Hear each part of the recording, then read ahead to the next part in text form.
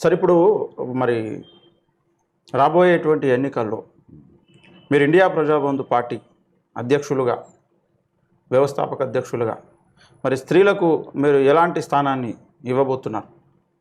ఇప్పుడు స్త్రీలకు అత్యధిక ప్రాధాన్యం ఇవ్వాలి, వారి ప్రాతినిధ్యాన్ని సాధ్యమైనంత ఎక్కువగా ఉంచాలి అనేది మా పార్టీ పాలసీ. అయితే కొన్ని ఇన్ఫ్లుయెన్స్ చేసే వేరే ఫ్యాక్టర్స్ ఉన్నాయి. ఓకే. ఒక విషయం ఏంటంటే, పార్టీ ఇండియా ప్రజాబంధు పార్టీ దగ్గర వేల కోట్లు లక్షల కోట్లు ఉన్నటువంటి పార్టీ కాదు ఇది. మిగతా మెయిన్ లైన్ పార్టీస్ అందరి దగ్గర కూడా డబ్బులు ఉన్నాయి. కానీ మన పార్టీ కాన్షీరామ్ గారు లాగా ఓటుదో నోటు మీదో అని అడిగాడు ఆయన. మీరు నోట్లు ఇస్తే ఓటేస్తాము అని అంటే, నోట్లు నా దగ్గర ఎక్కడివి, మీరు నాకు ఓటు వేయాలి, నోటు కూడా ఇవ్వాలని అడిగారు కాన్షీరామ్ గారు బహుజన్ సమాజ్ పార్టీ స్థాపించిన కొత్తలో. సార్, అలాంటి పరిస్థితులు ఉన్నాము. అంటే ఇప్పుడు మనకు మన పార్టీ పక్షంగా ఈ పోటీ చేసే, కాంటెస్ట్ చేసే ఈ క్యాండిడేట్స్ తమ సొంత ఖర్చుల మీదనే వాళ్ళు పోటీ చేయాలి.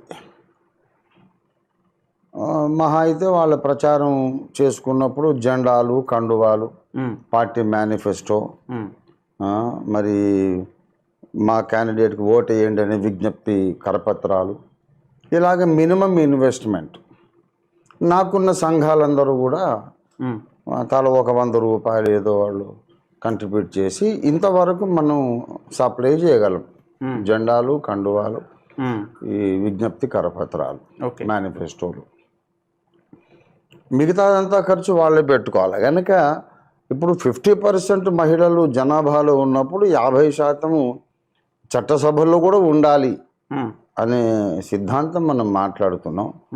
ఆ 50% మహిళలకు టికెట్లు ఇస్తాం, కానీ వాళ్ళు తమ సొంత డబ్బు ఖర్చు చేసుకొని పోటీ చేయగల ఐశ్వర్యవంతురాళ్ళైనా అయి ఉండాలా, లేకపోతే వారి యొక్క భర్తలు వారిని డబ్బంతా ఖర్చు పెట్టి తమ భార్యని నిలబెట్టగలిగిన సహృదయులై కూడా ఉండాలి. అలాంటి అరుదైన సందర్భాలలోనైతేనే స్త్రీలను మనం నిలబెట్టగలుగుతాం. మేము టికెట్ ఇస్తాం, మా ఖర్చు మేము పెట్టుకొని పోటీ చేస్తాం, టికెట్ ఇవ్వండి అని వచ్చే మహిళలు ఉండాలిగా. ఓకే. మహిళలు వచ్చి అడిగితే మేము టికెట్ ఇస్తాం. ఓకే. ఓకే. అయ్యా మీ దగ్గర డబ్బు లేకపోయినా మా డబ్బే ఖర్చు పెట్టుకొని మేము పోటీ చేస్తాము బహుజన్ సమాజ్ పార్టీ లాగా, కాబట్టి మీరు టికెట్ ఇస్తే చాలు అన్న మహిళలు వస్తే సార్ ఏముంది, ఇది వాళ్ళకి 50% కాదు 70% ఇవ్వడానికి కూడా పార్టీ సంతోషంగా ఒప్పుకుంటుంది. ఓకే. ఓకే. మరి ఇండియా ప్రజాబంధు పార్టీ మొట్టమొదటిసారి దేశంలో ఏ పార్టీ కూడా 50% పార్టీ సీట్స్ ఇచ్చి ఇప్పుడు రాబోతున్నటువంటి ఎలక్షన్స్లో మరి ఎంపీ ఎలక్షన్స్ రాబోతూ ఉన్నాయి.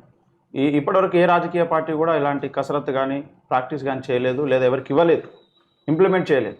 మరి ఇండియా ప్రజాబంధు పార్టీ ఇవ్వడానికి సిద్ధంగా ఉంది. మరి వ్యవస్థాపక అధ్యక్షులే సిద్ధంగా ఉన్నారు.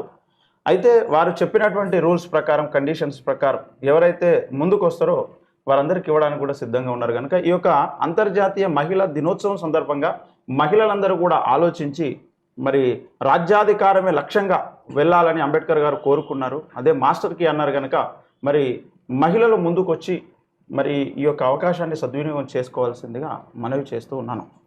Okay sir, thank you so much sir.